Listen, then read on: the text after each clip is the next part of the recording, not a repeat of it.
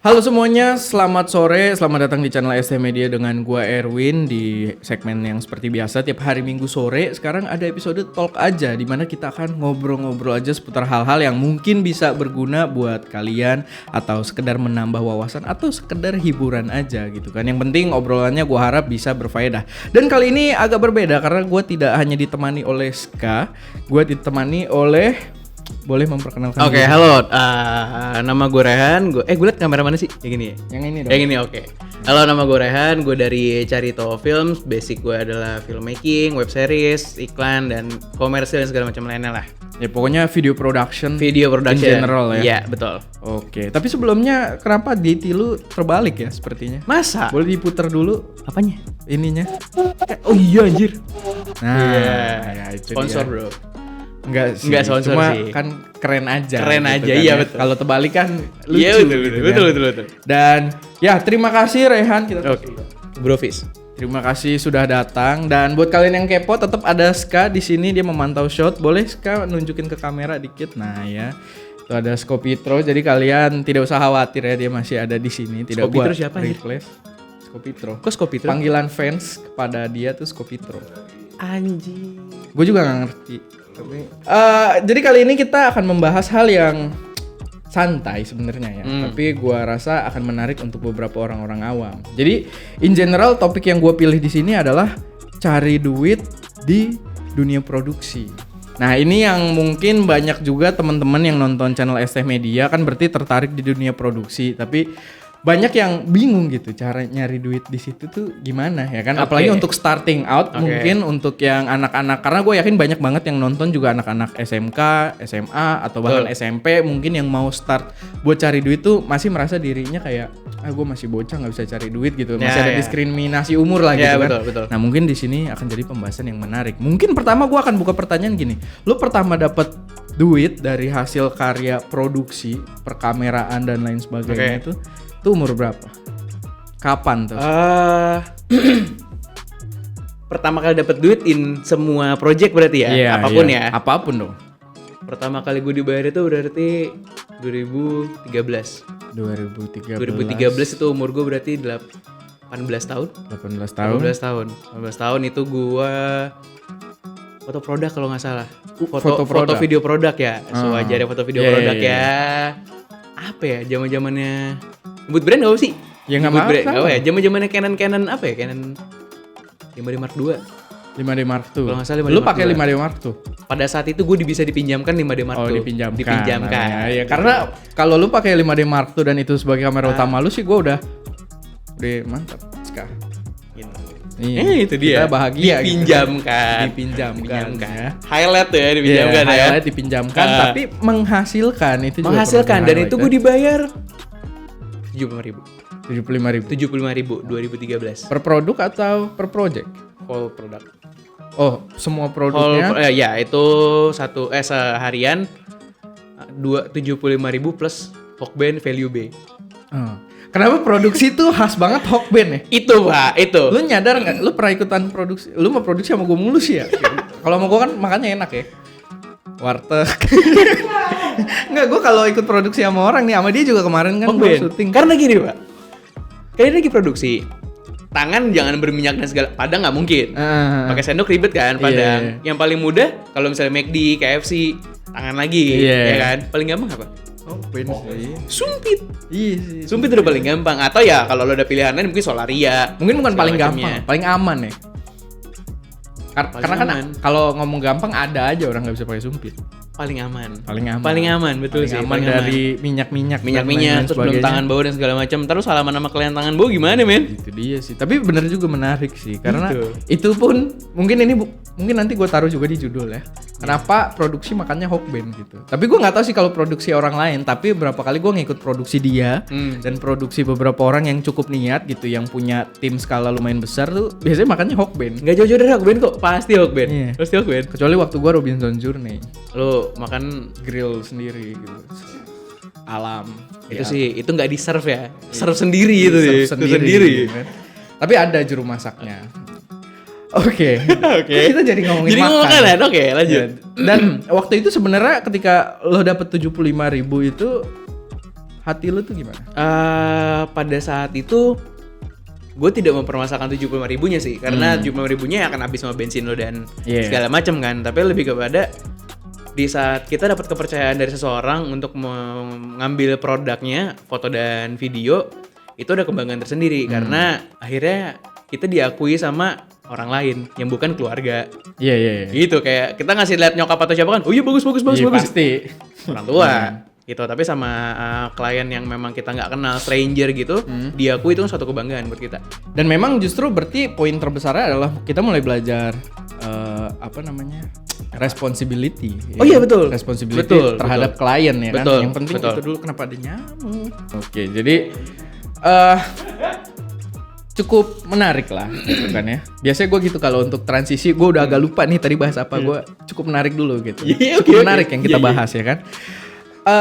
Perlu di note juga sebenarnya kan tadi dia ngomong kan project pertamanya dapat 75.000 untuk sehari tuh ya kalau foto produk. Sebenarnya perlu dipahami juga 75.000 untuk 2013 tuh tidak terlalu besar ya. Bukan, kita kan nggak tua-tua banget ya.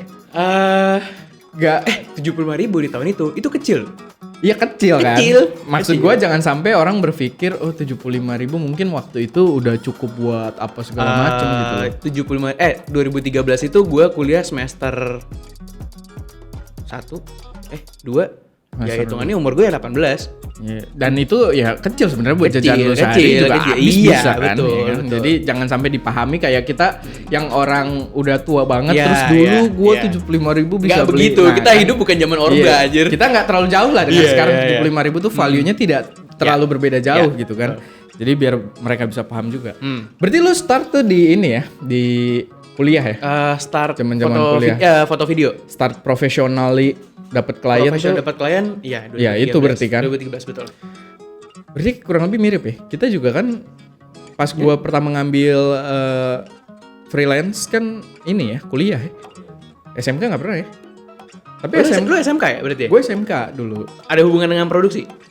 Ada, gue multimedia soalnya. Oke. Jadi gue yakin guru gue sih bangga banget kali ya. Amin. Kepada gurunya Erwin, halo. Halo, Bu Pur, Pak Sugi, ya kan? Siapa tahu murid-muridnya sekarang masih Siapa semangat. tahu? kan? Siapa tahu di play nih. Di Itu SMK dia, lu kan? Itu dia. ya kan? Ini dulu murid kebanggaan Bapak. Dia nggak tahu kita ada bikin video testimoni. Video testimoni apa? Testimoni. Gue kan lulusannya sama semua SMK. Lu sama Erwin? Oh iya. Aldi doang beda. Aldi itu temen SMP gue. Oh. Dia temen SMP gue yang bisa gue ajak mikir hal di luar masalah sekolah. Bukan masalah. Berarti lu bertiga sama Cimeng satu SMK satu Berempat. angkatan. Sama Eko. Susah tuh ngebangun kayak gitu. Itu dia. Apalagi sama teman paling tai kan temen tuh. Itu dia biasanya Asli. kan. Ini kata-kata gini boleh masuk gak sih? Boleh, aman. Nanti keputusan Eko lah. Oke. Kalau nggak boleh jadi gitu. Oke. Eko ya. Dan ya kita lanjut lagi tadi. Jadi gue pertama kali kalau yang dapat duit ya. Cuma gue nggak menganggap ini profesional, tapi gue pertama kali dapat duit tuh gue jasa editing sih. Buat temen gue waktu itu mau nembak cowok. Dan dia 2 kali order ke gue. Jadi ini orang cewek. Oke. Ini orang cewek mau nembak cowok. Oke. Cewek ini orang. Jadi Jadi biar paham. Ya, biar paham gitu kan. Lalu dia 2 kali order sama gue. Itu lumayan, dia 200.000 sekali ngedit. Itu di tahun? Itu di tahun SMK gue. SMK gue memang ya gue SMK, lu kuliah semester 2 lah kurang lebih. Jadi tahu juga gap umurnya ya. Kita gitu sepakati aja ya. Sepakat. Kita sepakati. Ya jadi itu cuman gue nggak menganggap itu terlalu profesional lah karena oke lah gue punya klien, tapi kalau namanya temen kan pasti ya oke aja gitu kan. Nggak ada hal yang perlu terlalu diperbaiki, nggak ada hal yang menuntut banget. Oke, itu kelar. Nah waktu itu gue start buat cari ketika gue masuk kuliah, cari di 1000 Lancer. 1000. Oh iya tahu. Lu pernah cobain gak sih? Nggak pernah. Belum ya? Nggak pernah. Itu menarik loh. Gue nggak tahu ya sekarang itu website modelan kayak gitu masih relevan atau enggak. Tapi dulu for starting out menurut gue itu ide yang bagus banget sih. Jadi dulu itu bahkan ada banyak, ada 1000 Lancer, ada project.id kalau nggak salah. Jadi dia modelnya adalah startup yang menjembatani pemilik project dan eksekutor. Nah, gua daftar sebagai eksekutor gitu, sebagai produksinya. Itu mirip kayak marketplace tapi untuk Kayak para marketplace freelancer memang. gitu kali ya. Iya, Oke. dan ini freelance-nya yang repot sih sebenarnya mereka ada sistem rating. Jadi si klien bisa lihat yang ratingnya gede kayak gitu. Ini ya, Bright Story versi Iya. proyekan ya. Hampir mirip, Ya. iya. Hampir mirip kayak gitu. Cuma Bright Story kan dia lebih ke Ya, urus wedding Foto segala macam, gitu foto, kan, foto foto video wedding, wedding. Tapi ya kan? di Bright Story itu pun ada travel catering juga juga, gitu. ada Oh, gitu. ada catering. Ada semua, Pak. Oh, kurang lebih berkaitan dengan wedding Iya, ya. pokoknya ada urusan sama wedding, di sana ada semua. Oh iya, gitu. kalau ini memang lebih ke antara pekerja dan project sih. Oke. Jadi dia nggak hanya foto video, dia ada untuk penulisan artikel apa dan lain sebagainya gitu, oke. desain dan Berarti lain-lain. semua freelance tuh ada di Iya. kerja-kerja freelance ada di Cuman sana ya. gua video Video. di situ. Dan hokinya gue dapet beberapa kali dari situ. oke. Gua dapet pertama project gue itu lumayan, dapet 800.000. Gua ngeditin video portofolio manajemen MC. Oke. Gue nggak tahu mereka masih inget sama gue atau enggak ya, dan mereka masih ada atau enggak gitu. Maksudnya project Iya, gue sih usahanya doang masih ada, masih Pak. ada Iya, gitu, dan amin ada. semakin sukses Iya, gitu kan. amin. Dulu ada namanya Ayam Jago, nama ininya, nama Nama. manajemennya. Wow. I am Jago. gitu. Cuma logonya ayam, dan itu gue nganimasiin logonya juga dulu. Oke. Dia ada hubungan apa sama IM geprek ya? Aduh, jangan, ntar jadi panjang nih, nanti tuntut-tuntutan repot tuh. Jadi, oh iya, Ya kan? jangan. Skip. Karena kemarin kan drama sekali ya. Iya, di cukup situ. drama itu, Iya, oke. tapi ya udahlah, itu bukan urusan kita. Tapi for starting out sih itu project yang menarik menurut gua, karena itu Iya. pertama kali gua ketemu klien, bener-bener gua ketemu di 1000 Lancer. Mereka jadwalin buat meeting sama gua meeting di suatu mall lah gitu. Dan itu masih yang kayak musafir banget, tau gak sih, lupa. Gua tuh maksudnya gimana ya? Gua biasa kan kalau ke mall sama orang tua gitu Oke. ya, bareng gitu. Gua ngerasain naik motor, cari parkir. Kalau parkir motor kan agak tricky ya di mall. Oh iya, betul. Kita belum tentu di mallnya gitu. Iya betul. Ya kan, Betul. cari-cari di Betul. mana nih parkir yang enak, kata gue. Kayak kalau di mallnya mahal gitu kan. Kalau di luar murah tapi biasanya suka ada-ada aja gitu kan. Oh iya betul. Suka betul. pindah kemana Iya, atau iya. bannya bocor gitu. Iya betul. Cuma ya pokoknya gitu. Gue ke mall yang dulu bukan daerah gue banget lagi, daerah selatan gitu. Kayak gue ketemu di Gancit, kayaknya gue ketemu di Gancit. Gancit tuh jauh banget Pak kalau dari rumah gue. Lumayan lah. Jauh banget. Gue kan Harapan Indah nih buat Iya, yang iya, jauh kepo banget gitu sih, kan. jauh Jauh banget. tuh gue ke Gancit naik motor buat ketemu klien. Ketemu. Rasanya tuh epic banget lah gitu kan. Ketemu klien Iya. nih gitu kan. Pertama First responsibility kali. juga kan? Itu dia Iya. responsibility. Dimana dipertimbangin banget dong gue telat atau enggak gitu kan buat meeting dan lain sebagainya. Sebenarnya sih usaha keluarga juga kayaknya model. Soalnya gue ketemu ibu-ibu gitu punya anak, bersahabat gitu kayak Oke. keluarga di Oke. situ. Dan Sorry, first klien lu berarti ibu-ibu. ibu-ibu, cuma nggak ibu-ibu banget, ibu muda gitulah, ibu muda. Cuman nothing's wrong about that ya. Iya, nggak ada masalah, Iya, nggak ada ibu masalah. muda gitu bawa anak, terus ada pembantunya juga, orang kaya lah gitu. Oke. Terus ngobrol sama gue kan. Oh gini. Nah biasanya ketika lu mulai cari duit di umur yang cukup muda Ya. gitu kan, yang paling membanggakan adalah ketika klien lu nanya umur lu. Kalau gua, setuju nggak? Setuju kan? Setuju. Pasti kayak, kamu umur berapa sih? Masih kuliah sih, semester 2 juga gua waktu itu kalau nggak salah. Semester 2. Wih, ini banget ya. Berarti kita first client juga dong ya. Nah, cuman di situ ada risknya juga sebenarnya. Yes, Ketika dia tahu dia adalah first client lu, dia akan tahu lo unexperienced Yes, gitu kan. betul. Dan Betul. pasti ada akal-akalan di situ. Mungkin ya, tergantung orangnya lagi, Ya, tergantung ya, ya, dia ya. mungkin yang nanti malah ngasih tips lebih atau yang malah memanfaatkan ketidaktahuan kalian di dunia industri. Betul. Tapi yang jelas kalau menurut gue sih buat kalian yang mungkin belum start ke sana, menurut gue lebih baik start gitu. Coba cari klien. Karena Secepatnya. kan gini, lu merasakan gak sih kalau gue itu sebenarnya ketika gue mau mulai project, gue termasuk orang yang takut salah. Jadi gue dulu itu termasuk agak lambat untuk memulai sesuatu karena gue orangnya takut salah. Dan ini juga pembahasan penting yang pengen gue penonton gue tuh denger gitu buat mereka yang mungkin belum mulai. Ya. Nah, menurut lu gimana? Dan lu merasakan nggak? Gue itu orangnya takut salah dulu. Gue pengen apa-apa perfect. Takut salah itu kan manusiawi ya. Hmm. Semua orang pasti mencoba sesuatu yang baru pasti takut salah. Apalagi responsibility lu udah ke klien. Kembali lagi masalah Iya. uang. Di saat lu dibayar, wajar takut Iya, salah. ada tanggung jawab. Sekarang tinggal pilihannya adalah mending lu gila-gila sekalian apa lu gak pernah maju. Nah, Kan gitu aja. Itu dia. Di saat lu terlalu banyak takut, lu nggak maju ya, lu akan tetap di situ doang. Kalau gila, ya lu salah, lu minta maaf, lu perbaiki, lu akan to the next level, nggak akan mundur lagi. Lo akan tahu di situ salah gitu Yes, kan. betul, Lo akan tahu betul, itu salah betul. dan lo next nggak akan Iya. mengulanginya. Nah Gitu. itu dia sih. Nah itu memang yang pengen gue tekenin juga di Talk Aja ini. Makanya gue menarik juga membawa teman seperjuangan gitu kan. Seperjuangan. Yang umurnya beda tipis. Setahun anjing. Yang tipis kan? Ya, Kan tipis umurnya sih, beda bener tipis. sih, bener sih. Iya. Bener. Iya, karena kalau gue bawa yang senior banget kan kadang kurang relate Iya, kan. Nah, betul. Gue bawa yang beda tipis. Betul. Cukup relate gitu. Nah itu yang pengen gue tekenin adalah semua orang pasti takut salah gitu. Cuman bedanya, bukan semua orang pasti takut salah. Gue bahkan bisa ngomong gini, lo pasti berbuat kesalahan pada project lo. Pasti lo akan membuat kesalahan. Justru ketika lo takut untuk membuat kesalahan, di situ lo nggak akan maju gitu loh. Gue yakin ketika lo mulai membuat project nih, lo mulai masuk, pasti lo akan membuat satu kesalahan minimal. Betul. Yang akan lo ketahui nantinya, Betul. ternyata begini salah. Betul. Ternyata begini salah. Minimal nih yang sering terjadi kayak skala gitu ya, telat gitu ya. Nah itu nanti Time management ya. time management. Iya, Akhirnya iya. kalian paham tuh, time management harus bagus gini. Nah kalian sekarang nonton ini sebenarnya kan ada pembelajaran yang bisa diambil gitu. Betul. Buat lo mulai project, lo mulai tahu nih berarti time management harus jelas gitu Ya. kan. Lalu ya etika gitu harus dijaga ke klien. Tapi yang jelas ketika lo tidak mempraktekkan dan cuma ngumpulin ilmu yang nggak lo bawa keluar dan lo praktekin, sebenarnya nggak ada apa-apa gitu di Ya, situ iya, ya kan. betul. Ketika lo keluar lo pasti salah lagi di situ.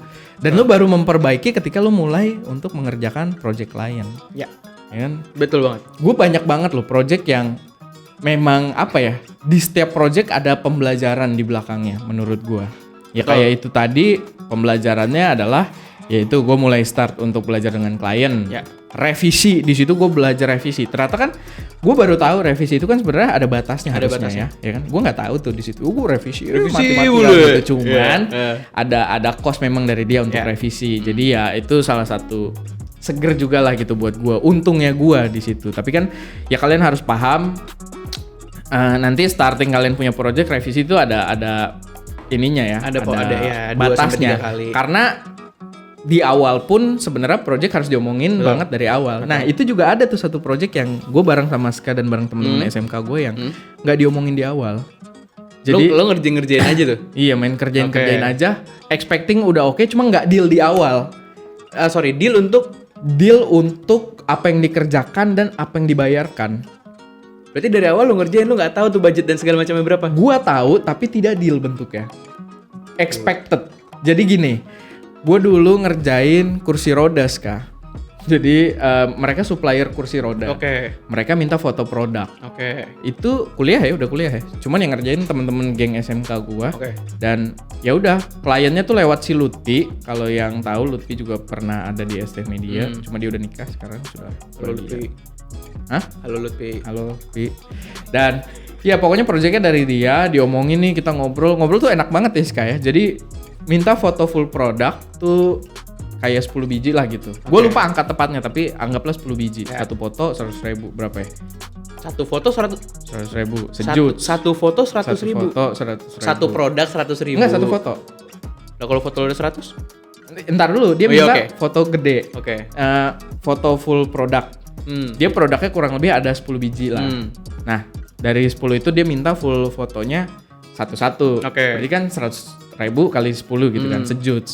Oke lah sejut gitu. Tapi tim gue kan 5 orang nih, rame. Sejut kan nggak mungkin juga gitu. Ya. Tapi dia ada juga foto detail. Setelah itu, foto detail satunya 75.000. Tapi kurang lebih ada 80 foto detail yang kita Oke. hitung-hitung. Oke. Dari per produknya itu kurang lebih bakal ada 8 atau 10 foto detail. Ya, oke. 75.000 Oke. kali, pokoknya banyak lah ya, kita udah hitung-hitung tuh. Pokoknya hitung-hitungan gue waktu itu adalah sekitar 5-6 juta. Seger tuh Dari ya. satu project. Iya, seger tuh. Dan lo bayangin kita udah kerjain nih, tinggal foto detail. Oh foto detail kita udah ambil semua, jadi nggak usah lah buat detail. Wow. Wow. Di situ rahasia seger kita gitu kan. Oke. ya udah gitu ceritanya hilang gitu kan. Pas ngerjain sih kita seneng banget ya, maksudnya ada pekerjaan profesional nih, ngerjain bareng tim-tim si ya kurang lebih mirip ST ini kan. Tim-tim gua nih geng-gengan, terus pas siangnya diajak makan bareng sama bosnya gitu kan. Makannya enak di kantin ya. Enggak hokben lagi ya, masih seger tuh, masih belum tahu soalnya. Masih wih makan seneng nih, ntar dapat duit gitu kan. Soalnya kasar ya. Terus semangat ya kan. Terus pas sorean dikit tidak jadi untuk foto detail langsung. Lu bayangin kita juga mikir di situ kan, mikir on the spot kan, apalagi mikirnya bentuk perbedaan pembayaran gitu kan langsung. Pokoknya itu udah drop banget lah. Itu udah malas banget sih pasti. Itu dia. Dan sebenarnya kita juga nggak segampang itu projectnya gitu. Kita juga kelabakan karena waktu itu gear gue masih Yongnuo gitu kan, flash Yongnuo. Yang pintu baterainya udah jebol kan, dikaretin gitu kayak. Pokoknya banyak perjuangan di situ. Gue udah beraniin buat ngambil klien gitu, ngambil harga segitu dan ya udah ternyata kita cuma dapet 800 kayaknya ya. Roughly nggak nyampe sejuta setahu gue, dan itu tim 5 orang dan ya udah. Jadinya apa di situ sebenarnya? Pengalaman. Betul. Apakah gue menyesal mengerjakan itu? Enggak. Karena setelah itu gue tahu kita kalau bikin project harus deal di awal. Iya. Apa dealnya? Semua udah di list. Oke, dealnya kayak gini. Oke, jalan. Pembayaran 50-50 dulu gitu kan. Nah, udah jelas gitu loh. Jadi klien pun udah jelas apa yang akan dia bayar secara full untuk project tersebut. Kalau di situ kan udah kita nggak tahu tuh. Ya udah dia bilang enggak juga, kita waktu itu anak kuliah semester 2 tahu apa sih gitu kan. Jadi ya udah ngikut aja dulu ya. Iya, ngeri juga gitu kan, mau ngomong apa nih, masa mau gue berantemin kali gitu kan. Kita juga masih ada ethics lah. Dan ya udah akhirnya jadi pembelajaran penting untuk sampai sekarang kita kalau bikin produksi kan. Itu kan hal yang lumrah kan, bikin deal di awal dan lain sebagainya. Nah, sebenarnya gue udah tahu untuk masalah deal-dealan kayak gitu sebelum project pada saat itu. Iya, cuman kan tidak dijalanin karena gue tidak berpengalaman. Nah, begitu gue dapat learn it the hard way gitu kan, akhirnya yang 5 juta hilang gitu aja kan. Iya. Akhirnya sekarang itu jadi pertimbangan ketat banget gitu loh ketika kita bikin project. Oke, jadi itu pengalaman gue. Boleh lo menceritakan? Itu sebenarnya mungkin pengalaman banyak orang di masa-masa kita juga mungkin, atau di masa-masa teman-teman yang baru sekarang pun juga. Gue yakin bahkan harusnya semua orang lewat semua orang itu mengalami itu, tapi naik. Ini gak gue pegang ya? Iya, jangan. Gue pegang. Kalau mau nyindir agak ke tengah. Jauh dong Pak, begini. Karena kalau kalian kepo nih mejanya ini dengan meja kakinya tuh nggak nempel, daun dan kaki nggak nempel. Gitu. Jadi kakinya tuh ala-ala. Ya, gue pegangan kursi aja ya biar aman boleh, ya. Boleh.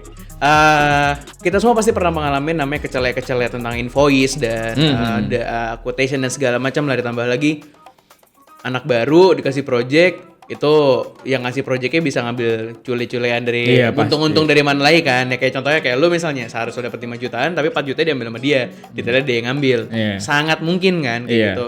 Nah, enaknya adalah teman-teman di saat udah ngeliat video kita di sini atau video-video yang lain pun pasti ada cerita hal yang kurang lebih sama. Tinggal gimana caranya menerapkan yang udah kita obrolin ini, Pak. Iya, jadi enaknya kalian nih udah ada sharing pengalaman seperti ini dan kalian bisa paling nggak meminimalisir. Ya, betul. Gue yakin tetap ketika lo keluar tidak akan seperfect itu gitu. Betul. Tidak akan kayak orang yang experience, tapi paling nggak lo udah tahu gitu. Ada hal seperti ini yang bisa lo pahami.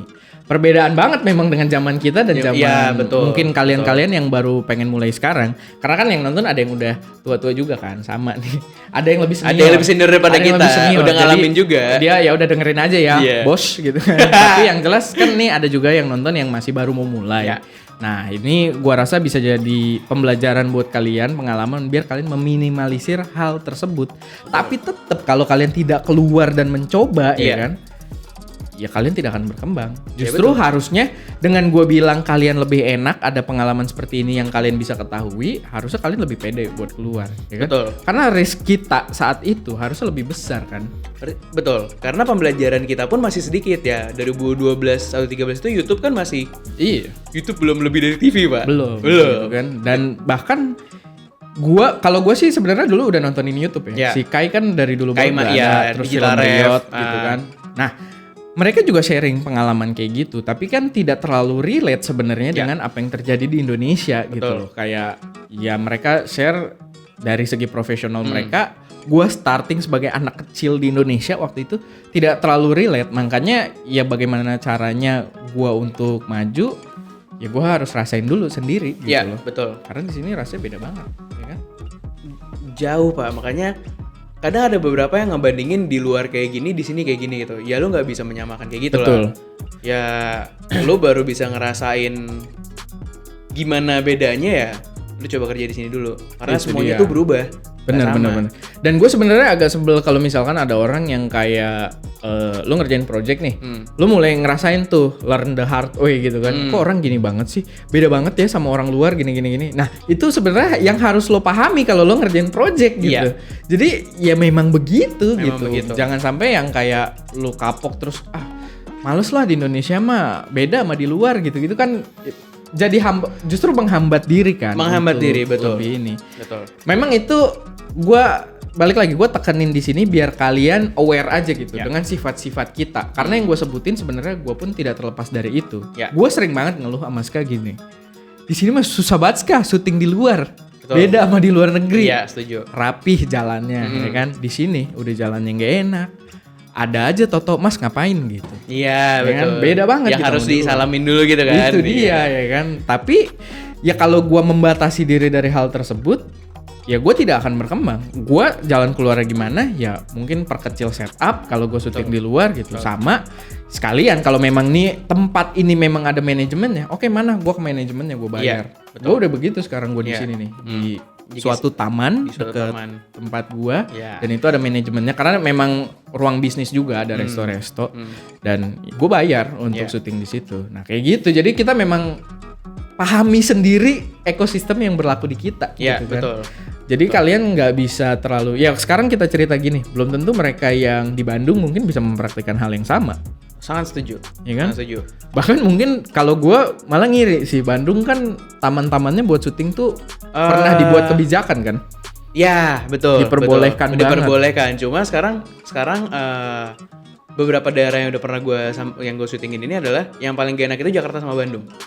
Udah pada ngerti duit semuanya. Udah ada kamera keluar, langsung ditanya, "Ngapain Mas?" gitu.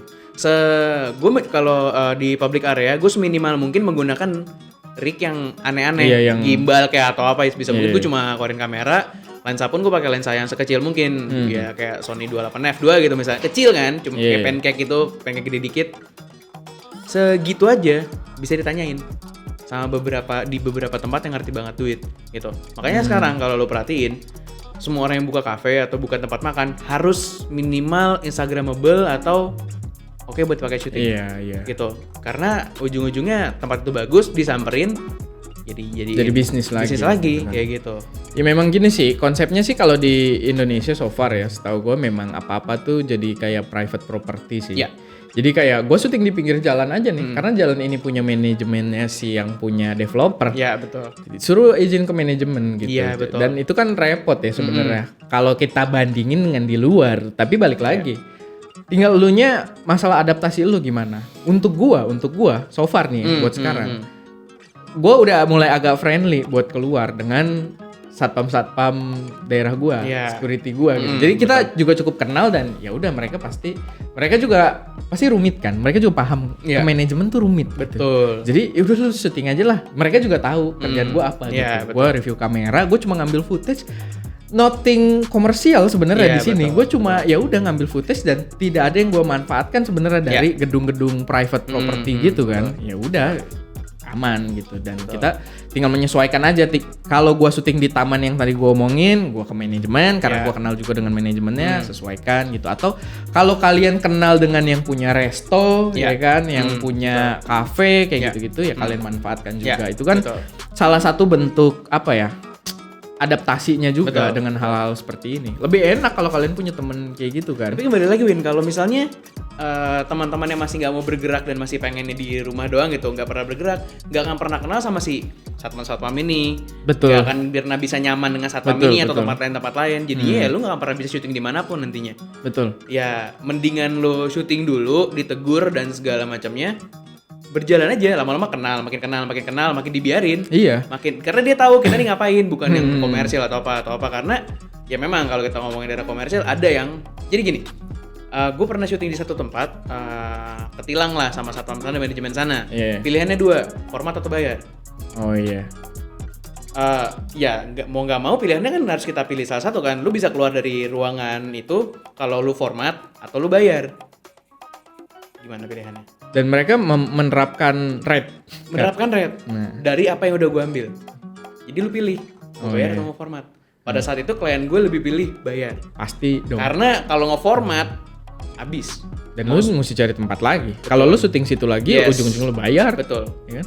Gitu. Jadi klien waktu itu milih bayar. Kalau format mati kita semua. Itu dia. Kayak gitu. Tapi itu pengalaman baik karena gue kenal sama manajemennya jadinya. Jadi soon ada syuting apa? Gue chat aja. Itu sama banget sama kita yang di sini. Nah iya kan yang bayar klien gue bukan gue. Iya. Habis itu ada obrolan apa tinggal gue chat. Kak, gue mau gini. Udah santai. Jadi obrolin aja gini-gininya.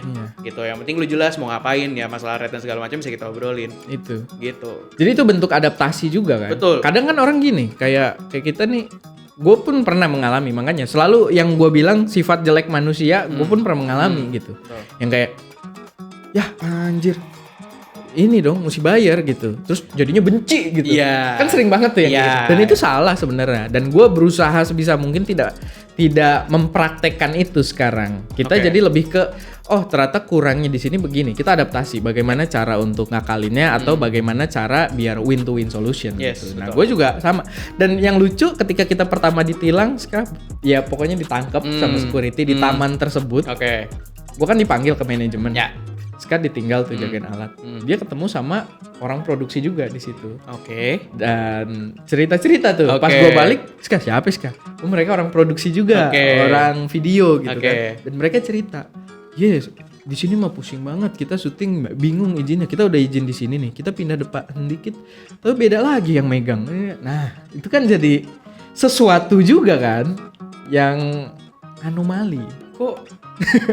Kan satu daerah ya, manajemennya kan satu harusnya. Jadi kayak ada sektor security-nya berbeda gitu. Sebenarnya gue gak nyalain security-nya ya, karena security itu biasanya ngelempar kita ke manajemen. Betul. Tapi security juga ada yang oknum, lu bayar aja ke gue aman gitu. Gue gak akan laporin manajemen. Itu oknum. Ya gue gak menjudge lah dari segala sisi, gue gak menjudge. Semua orang perutnya, gue gak mau ngejudge perut masing-masing gitu ya. Betul. Cuman ya kalian harus paham nih serumit itu kondisi buat syuting outdoor kita. Makanya ya gue agak sebel juga kalau ada yang komplain, bang jarang syuting outdoor, gue sebel. Tapi sesebel-sebelnya gue sering-seringin buat syuting outdoor dan gue beradaptasi di situ. Gue beradaptasi. Sekarang kita kalau keluar bawa kamera, kalau security di sini udah aman. Tinggal gue kalau yang ke taman itu aja yang karena paling nggak gue kenal manajemennya juga, gue tinggal bayar. Dia bilangnya administrasi lah ya. Administrasi. Cuman kan ya gue believe aja lah, percaya lah. Karena dia manajemen dan keluar surat. Positive thinking aja pak. Positive thinking. Iya itu dia, keluar surat. Jadi tiap gue disamperin security, gitu. Iya. Oke. Jadi ya pokoknya intinya gitu lah. Intinya adalah adaptasi. Kalian harus memahami ekosistem di tempat kalian dan ya itu. Jangan sampai kalian trauma. Bukan topik baru aja Pak, bukan topik baru aja. Sekali ya, kliennya banyak, alhamdulillah. Selalu mendoakan. Itu kayaknya dari doa gue deh. Amin. Alhamdulillah lah pokoknya lagi rame. Ya, alhamdulillah. Semoga kita semua dilapangkan rezekinya ya kan. Tapi kita sambil masih nyari topik soalnya. Enggak yang tadi Pak. Tadi itu sebenarnya kita udah cukup kejauhan sih ininya. Oh iya. Ngelanturnya. Sebenarnya masih masuk. Karena kan cari duit. Iya, pengalaman cari duit. Ya, itu memang pahit-pahitnya, pahit manisnya gitu masih masuk ya kan. Oke. Nah, tapi gini, sekarang mungkin kita bahas manisnya kali ya. Boleh. Selama lu di dunia produksi, apa sih pencapaian yang menurut lu manis banget gitu? Nggak usah nyebut angka. Jangan nyebut angka, gini aja. Karena itu tabu ya. Gue nggak tahu di Indonesia kenapa nggak. Gue sebenarnya pengen. Cuman karena di Indonesia tabu, jadi jangan gitu. Ya kan. Jadi bisik-bisik kayak apa ntar? Pakai ini aja. Oh ini aja. Angkanya ntar pakai XX aja. Jadi X-nya ganti 0. Bisa. Atau kita pakai ini aja. Representasi material. Misalkan. Oke. Lu sekarang pakai apa nih di depan lu gitu kan? Tuh hasil dari produksi. Oh iya. Atau total produksi berapa kalinya ini misalnya. Ya bisa kan? Bisa. Sombong banget ya. Ya pokoknya Nggak sombong sih biar sebenarnya, tahu Pak. aja manisnya. Iya. Tadi kan udah tahu pahitnya nih. Betul. Kita start bukan orang yang punya keluarga di bidang produksi ya. Dan gue nggak tahu kalau lu. Kalau gue Dulu bapak gue artis, Pak. oh bapak lu artis. Bapak gue zaman dia kuliah pernah ngartis tiga film. Gue nggak tahu ya, zaman bapak gue udah di bioskop belum sih? Mana gue tahu. Layar tancap kali ya. Gue tahu kan. Tapi ya. Tapi ada kontribusi nggak dengan apa yang lo lakukan sekarang? Dengan nggak ada sama sekali. Nggak ada kan? Nggak ada sama sekali. Ya begitu juga dengan gua, tidak ada kontribusi. Ya kontribusi pasti support gua tetap pulang dapat makan gitu kan. Tapi ya pahit manis di dunia produksi gua ngerasain sendiri lah. Ya, begitu betul. juga dengan dia. Dan sekarang kita ngomongin manisnya. Gitu. Biar kalian tuh semangat kalau kalian pengen masih ragu gitu kan. Dunia produksi ternyata terlalu kejam gitu. Ya. Tapi hasilnya nah, lu mendapatkan laptop ini di umur berapa? MacBook Pro, ya kan? Iya, 2017 paling tinggi. Berarti itu di tahun 2017.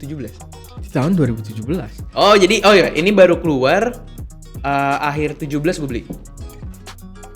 Berarti lu beli brand new, masih fresh, Brand anget new, ya? masih wangi-wangi DHL tuh. Wah. Luar biasa kan? Luar biasa. Dan itu hasil produksi kan? Hasil produksi. Hasil produksi. Dan belinya cash. Cash. Perlu diingat tim Cash. Kredivo ya. Belinya cash. Karena di sini kalian harus paham ya, tidak semua orang sama. Karena gua dapet ini Kredivo Yang bener lu. flagship. Kredivo. Dan ini jangan dicontoh karena gua baru mempelajari kredit HP itu adalah langkah terburuk. Betul, Pak. Dan gue tidak ingin kredit HP lagi. Cuman dulu tekanan gue lumayan berat, Pak. Nih, kita ngomong masalah gengsi juga ya. Oke. Gengsi konten kreator tuh Oke. berat, Pak. Karena parah. gue konten kreator. HP Betul. gue tuh dulu parah, Pak. Dulu apa handphone lu ya? Dulu HP gue tuh Moto. enggak bukan sih? enggak sejauh itu, Pak. Iya, anjir. Dulu Kagak HP pertama gua kali Xiaomi, gua Pak. pertama kali gua ketemu lu. HP. Motorola anjir. Kagak, Iya, gue bukan nggak sih? pernah punya Motorola, Pak. Oke. Dulu HP gue Xiaomi. Oke. Xiaomi Redmi.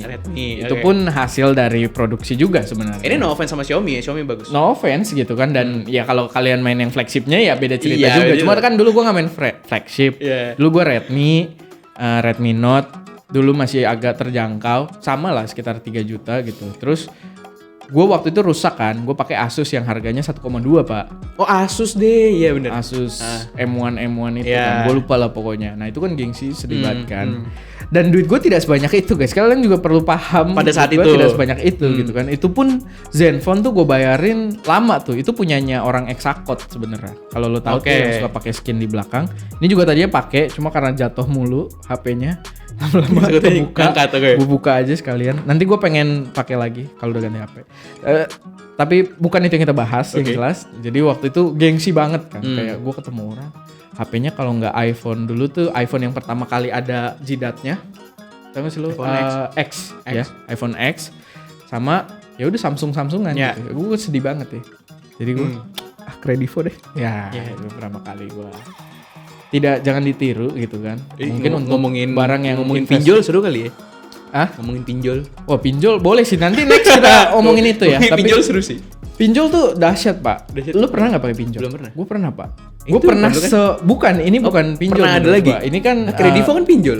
kurang lebih sih gue bisa bilang leasing, Pak. Karena gue kredit barang di sini. Oke. Pinjolnya ada. Oh, lu pernah pinjol? Gue pernah pinjol. Wow. Dan Apa itu yang lu pengalaman terburuk gue. Buat apa lu pinjol? Wah, itu dia, Pak. Gua itu, lu perlu paham ya, ini anak SMA tahu nih. Iya. Gua itu pernah jadi konten kreator Heeh. tanpa uang 100.000 pun di rekening dan dompet gua. Oke. Gua pernah bayar parkir. Lu kan tahu gua di Kalia dulu, lu pernah kan? Iya, Di iya, kantor iya. gua di apartemen tuh Kalia kan lu bayar parkir ya. Lu bawa mobil. Hmm. Gua bawa mobil, cuy. Dari gua mobil orang tua gitu. Iya. Gua bayar parkir ngutang sama Aldi. Dan gua bayar itu duit parkir seminggu kemudian ke Aldinya. Gue pernah di posisi Separah itu ya. Kayak cuma itu sih bukan apa ya. Kalian nggak perlu setakut itu. Memang gua orangnya agak risk taker. Jadi Iya. kenapa gua bisa ada di posisi iya, itu? iya. Karena gua risk taker Iya, banget memang. Iya. Tapi gue setuju dengan itu, Pak. Karena gue juga pernah mengalami yang namanya gue makan cuma sehari, makan sekali 2 hari sekali. Gue mendingan ngisi bensin daripada gue makan. Karena lebih kepake. Karena lebih kepake buat gue nyari proyekan. Itu gitu. Itu sebulan gue gitu pernah. Jadi lo harus paham juga nih. Jadi sebelum masuk ke yang manis, yang perih banget, lebih tai banget nih. Kita kayak yang perih banget ya. Ya itu dia perihnya, Pak. Jadi ya kalian juga harus paham gitu. Kalau kalian mau berjuang, kalau ini sih sebenarnya pelajaran kehidupan ya, bukan cuma di dunia produksi lah. Menurut gua, lo di profesi apapun, lo harus menurut gua lo harus berani mengambil risk seperti itu. Betul. Nah dulu kenapa gua pakai pinjol, Pak? Gue lupa ya kenapa. Cuma kayaknya waktu itu gue nggak punya pegangan duit sama sekali. Dan gue malu banget waktu itu kakak gue beliin gue jas. Kakak gue beliin gue jas eksekutif. Itu kan harganya lumayan nih, sejuts ada lah. Sejuts. Kakak gue beliin gue jas. Dan maksud gue gini Pak, dulu nih namanya manusia ya, lu wajarin aja gitu. Gue mikir anjir kakak gue beliin gue ini nih, gue lagi jalan rame-rame nih. Padahal gue nggak megang duit sepeser pun. Maksud gue ini jas kalau jadi duit buat pegangan gua tuh lumayan Pak, aman gitu. Gua seminggu 2 minggu mah aman gitu kan. Cuman nggak enak dong ya kali gua bilang, "Kak, duit aja astagfirullahaladzim." Dia kan kayak gua pun nggak mau terlihat menyedihkan itu gitu, kan. Iya kan. Walaupun itu kakak kandung gua. Cuman kalau keluarga gue sih dahsyat sih. Kadang mereka merasa gitu kalau gue udah lagi ada sesuatu. Bokap gue apalagi suka tahu aja. Soalnya mungkin sifatnya sama. Mungkin. Dia tahu gue orangnya, kalau dia sih bahasanya bukan risk taker ya. Gue nggak bisa megang duit. Dia selalu bilang gue gitu. Gue nggak bisa megang duit orangnya. Tapi ya udah, pokoknya akhirnya gue waktu itu buat pegangan gue pinjol. Tapi itu parah Pak. Boleh tahu nggak nominalnya? Gue sejuts. Sejuts. Pembayaran itu dalam sebulan 1,3. Jadinya bunganya tambah bunga 1,3. Ini gue sama sekali tidak merekomendasikan ya, bahkan gue cerita pahitnya nih. Dan yang gue benci banget adalah setelah gue pinjol itu, oke lah gue udah bayar nih kelar. Gue juga bayar, kan kalau rezeki di dunia produksi nggak ketahuan lah ya Pak ya. Kadang toto gede gitu kan. Betul. Ya udah begitu gue bisa nih megang duit gede, gue bayar langsung gue lunasin, belum tanggal tenggatnya. Tapi setelah itu nomor gue tuh kayak disebar Pak. Disebar bukan dalam arti orang tahu ini nomor Erwin gitu, bukan. Orang tahu ini nomor orang yang pernah pengguna pinjol. Semua pinjol tuh pernah SMS gue Pak. Nggak semua sih, cuma banyak banget. Iya banyak lah. Yang kayak pinjam gampang, duit koperasi, apa-apa. Yang sampai teksnya tuh ala-ala YouTube yang dicampur angka, nomor. Tau gak sih lo yang biar mungkin nggak ke band gitu, biar tembus filter. Ada Pak. Pinjaman murah, pinjaman gampang, bunganya dapet terus. Gue cerita, gue nggak tahu gue cerita sama lo apa, gue cerita sama si Aldi dulu. Gue cerita misalnya anjir dah gue sekali pakai beginian. Kan nomor gue ini kan lama banget Pak, dari zaman gue freelance itu nomor gue masih sama Pak. Dan itu nggak boleh dirubah Pak. Itu dia. Itu dia, maksud gue kan penting banget nih. Ini kan nomor dengan klien dan lain sebagainya, nomor penting banget. Tapi ya udah, maksud gue akhirnya merelakan aja udah. Nomor gue tetap gue pakai. Message kayak gitu gue masih dapet sampai sekarang. Walaupun nggak sesering mungkin jangka waktu mungkin karena ya pemerintah ada gerak juga ya kan, pinjol nggak sebanyak itulah yang ilegal gitu. Tapi waktu itu sangat mengganggu dan mengkhawatirkan karena privasi banget dong. Nomor tuh privasi banget. Betul. Dan ya udah gue dianggap yang orang bakal minjem terus, ngerti nggak sih lo? Jadi kayak wah. Tapi anjir minjemnya sejuta berarti 1,3, 30% bro. Emang gitu Pak. Cuman gini Pak, 1,3 itu dia bunganya bilang berapa? Paling 10-15%. Ada biaya administrasi. Turun pun nggak sejuta Pak. Kalau lu pikirin nih, gue pinjam sejuta, turun nggak sejuta? Ada biaya administrasi. Turunnya berapa? Turun tuh seingat gue ya sekitar 800-an. Anjir jauh banget. Cuman gue tidak membela diri ya. Cuman itu bisa terjadi. Kenapa? Karena memang pinjol ini memanfaatkan orang-orang yang lagi kepepet banget. Iya Pak. Betul sih. Gue butuh 800.000 itu Pak. Betul. Gue kepepet banget buat hidup doang. Iya. Bukan buat gue beli apa-apa. Nah itu sedikit pengalaman gue. Jadi kita tidak membahas fully kesana ya. Dan ya udah itu pahitnya. Pokoknya itu hal yang sebenarnya nggak mau gue kenang ya. Tapi pokoknya sekarang kita manisnya. Iya betul. Dunia produksi in general. Jangan terlalu mengacu ke konten kreator kali ya. Mungkin sedikit dulu kalau konten kreator kayak gue enaknya apa?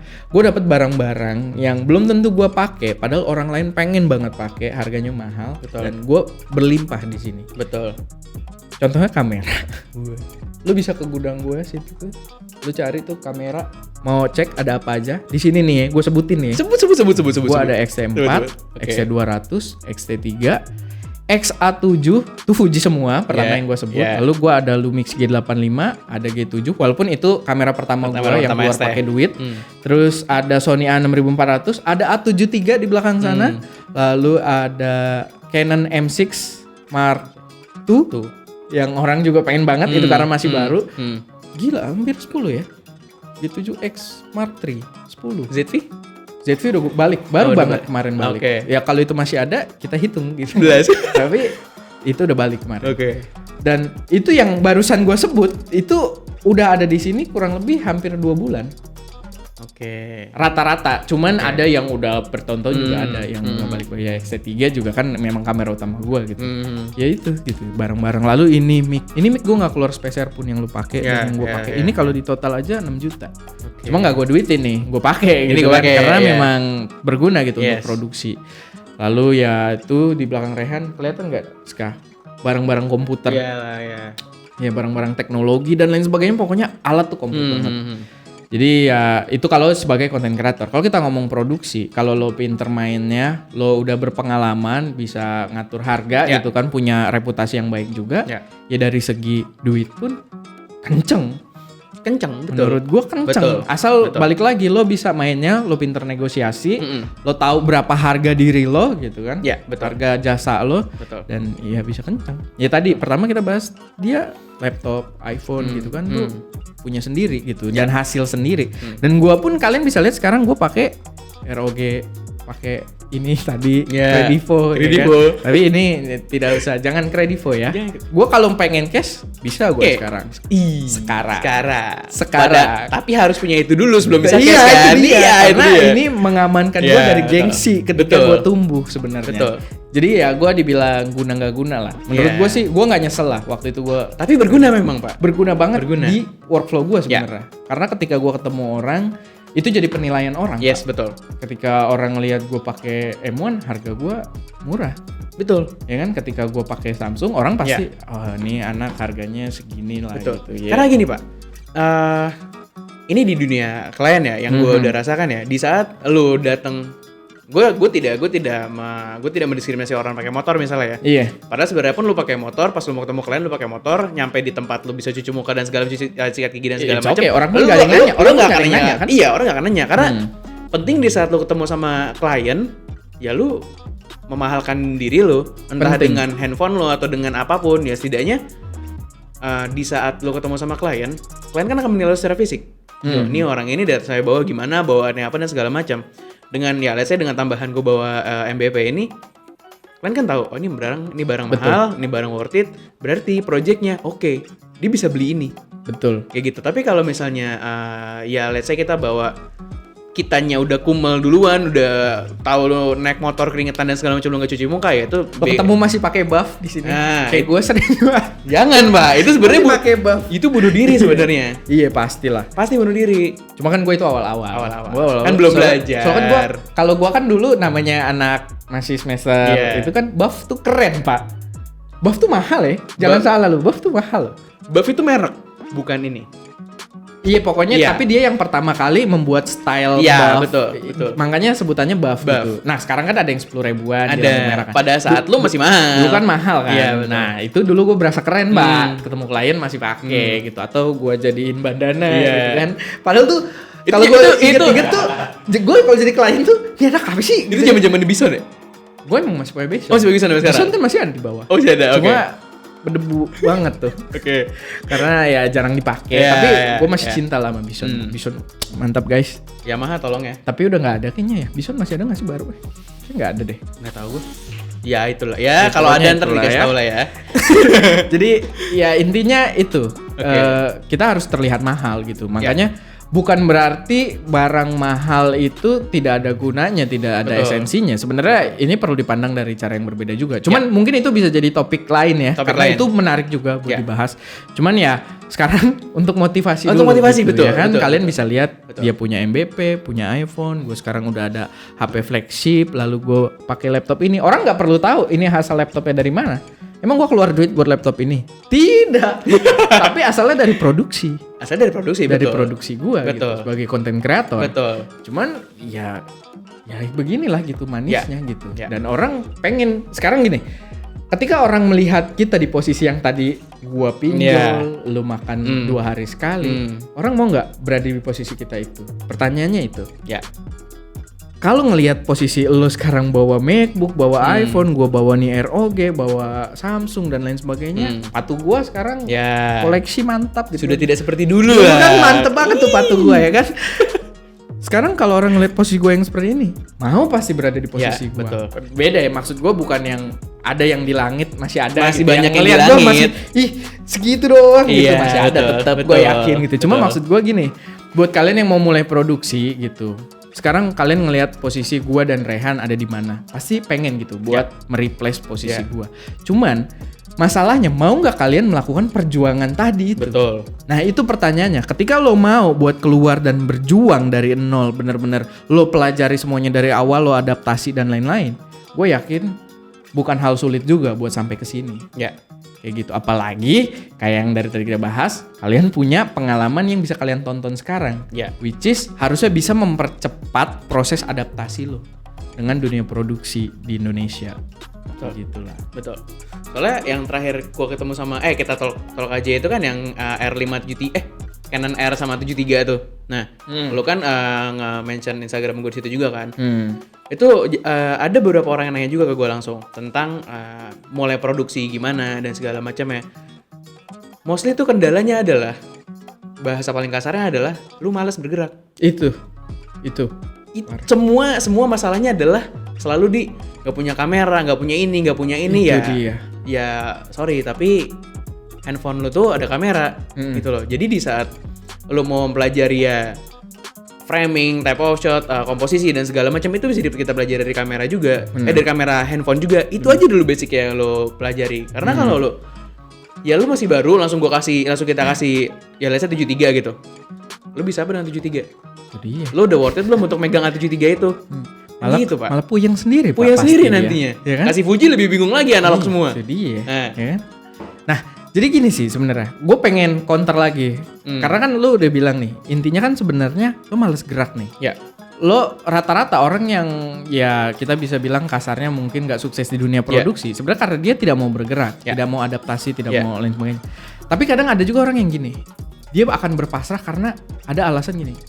Gue orangnya gitu sih. Udah sifat gue gitu. Itu juga paling Mereka berpikir itu dari DNA. itu juga paling tai itu. Nah, lu mesti paham, gue adalah orang yang males banget, Pak, dari dulu.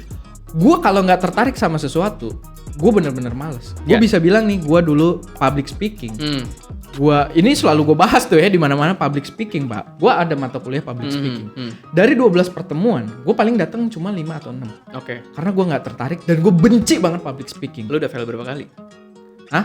Nggak fail gue di situ. Oke. Karena absen gue aman. Aman, oke. Karena gue punya agen di dalam. Oke, Bisa ada agent naruh ya. absen gitu Iya, kan. iya. Tapi yang jelas gue sebenci itu gue sama Iya, public speaking. oke. Gue nggak mau ngomong depan orang. Lu tahu nggak gue udah ngajar seminar berapa kali sekarang? Karena Banyak. gue tertarik. Yes. Karena gue tertarik dan gue bergerak, gue pengen coba, gue hajar. Bisa. Kalau lu mau ngomong sifat dasar gue pemalas. Sifat dasar gue pemalas. Lo harus tahu banget sifat dasar gue pemalas karena bisa kelihatan ya udah kayak apa ya? Begitu hidup gue udah nyaman dikit, pasti gue langsung bleber, Pak. Gendut gitu loh. Males. Oh, jadi semakin lo kaya semakin gendut lo ya. Obesitas. Sebenarnya nggak juga sih. Sebenarnya obesitas Gua gampang lo. loh, Ska. Obesitas lo kan gila. gue sekarang olahraga. Ntar lo lihat makanan gue nih di bawah. Enggak, gue lihat banyak alat olahraga di bawah, cuma gue nggak tahu dipakai apa enggak. Itu masalahnya, Pak. Masalahnya motivasi. Jadi gini, gue males beberapa bulan kemarin. Mulai sekarang gue lagi rajin. Denial ini mah. Denial terus. Nah ini juga yang terjadi ketika kalian produksi.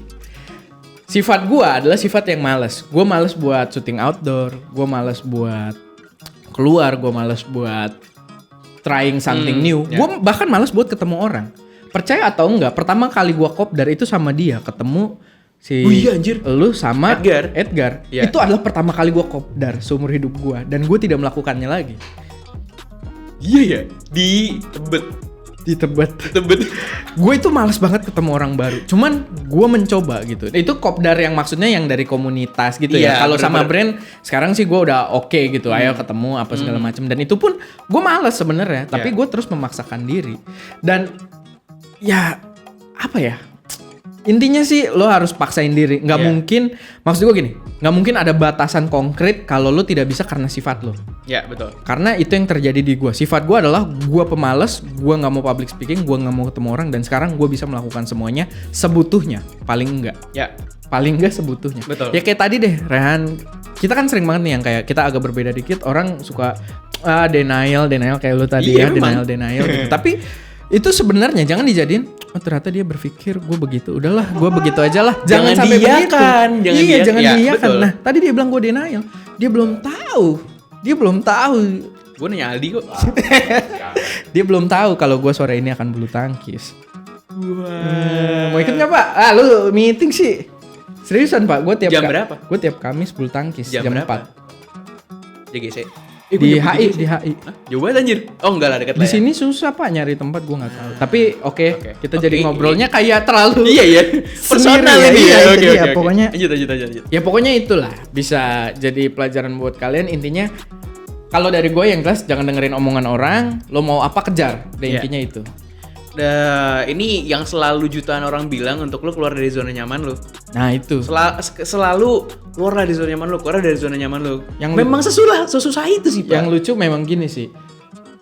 Untuk sukses lo harus keluar dari zona nyaman lo. Ya. Gak usah gue ingetin, gue yakin lo 100% yang nonton ini semua tahu hal itu. Pasti tahu. Gue dari kecil gue tahu. Dari gue SMP gue tahu. Buat sukses harus keluar dari zona nyaman. Betul. Kita semua tahu. Cuman masalahnya siapa yang berani benar-benar melakukannya? Ya. Karena gue untuk berani melakukan itu proses panjang. Proses mikir. Berani nggak ya nanti. Gue tuh orangnya perhitungan banget. Gue selalu mikirin worst case skenario-nya apa. Dan gue berani nggak ngambil worst case skenario itu. Ya so far gue menjalani, gue berani buat ngambil worst case skenario. Banyak ya, maksudnya gue juga sering lo juga jangan expect, oke, gue keluar dari zona nyaman, terus lo jatuh dan lo udahlah, gue nggak mau lagi, jangan gitu juga. Berkali-kali gue keluar dari zona nyaman dan gue dapat worst case scenario-nya. Yeah. Contohnya yang tadi pinjol gitu. Itu adalah worst case scenario gue dari apa yang gue lakukan, dari pilihan gue sebelumnya.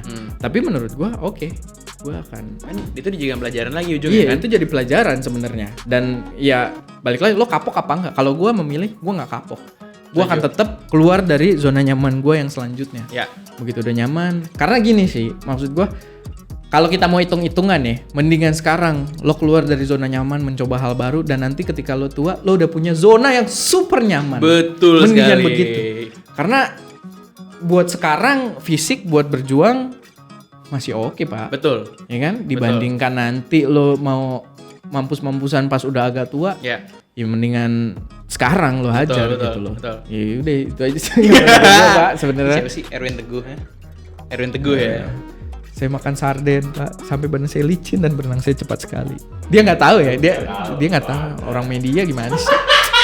Sorry, gue nonton TV, man. Itu meme, Pak. Meme sih gue nggak tahu itu. Itu dulu lah ngetren pas zamannya lo SMK. Itu urusan rumah tangga orang. Yang jelas, gue nggak mau bahas. Tapi dulu itu ngetren dan ada lah yang nonton mah gue yakin banyak yang tahu. Tapi udah, ini menarik lah ya. Tadi pembahasan kita menarik. Yang jelas kalian udah paham nih. Tadi gue sebenarnya video ini dari judul gue pengen bahas manis-manisnya aja sebenarnya. Tapi kalian akhirnya paham juga pahit-pahitnya. Ya kan? Harus paham Pak. Harus paham ya kan. Dan ada pengalaman yang bisa kalian ambil dari gue dan juga Rehan gitu. Dan ya kalian ini bisa buat motivasi juga atas apa yang kalian lihat gue sekarang di mana, Rehan sekarang di mana gitu. Dan ya itu aja sih paling buat video kali ini. Terima kasih banyak Rehan. Terima kasih. Kita tuh kalau gini masuk gak sih di frame? Masuk dong. Masuk ya? Di sini enggak kan? Ya pokoknya masuk lah gue. Penting lah ya. Iya pokoknya terima kasih sudah hadir di sini. Nanti sama-sama. Next time kalau kalian demen, gue akan panggil lagi dia untuk ngobrolin. Tadi ada beberapa topik yang belum kelar ya di pinjol, pinjol, meme. enggak, bukan meme meme. Tadi apa ya yang belum kelar ya? Pinjol dan mungkin sebenarnya ini Pak, kita perlu cerita ada satu tentang gimana perjuangan kita di awal sampai jadi sekarang. Mungkin ada kayak boleh, tapi tadi sih sebenarnya udah cukup banyak di situ. Iya. Tapi yang jelas ada banyak topik yang masih bisa kita bahas nih. Tulis di kolom komentar aja. Iya, silakan taruh di kolom komentar berkaitan dengan produksi, masih banyak yang bisa kita bahas. Dia punya pengalaman di lapangan yang berbeda dengan gua. Jadi kalau kalian kepo dengan ruang produksi yang bener-bener apa ya, profesional seperti apa, kalian bisa nanti gua undang lagi dan kita obrolin. Karena gua kemarin kaget loh sebenarnya pas nyampe tempat lo. Pas syuting video YouTube itu semua video YouTube kan itu gitu. Oh iya, ini berarti promosiin channel gue. Boleh. Channel lo apa? Gue nge-share nanti gue akan bikin review juga, boleh gak sih? Boleh dong. Apa ya? Boleh. Oke. Jadi kenapa tidak? Siap. Aja. Izin dulu lah. Ya. Jadi nanti gue akan gila lagi nge-proses untuk bikin channel YouTube juga. Udah ada beberapa yang gue naikin di situ. Dengan bantuan Erwin juga gue nanti akan bikin channel untuk tentang review in-depth tentang barang-barang produksi secara langsung. Misalnya gue lagi syuting kemarin gue syuting talk show sama Erwin.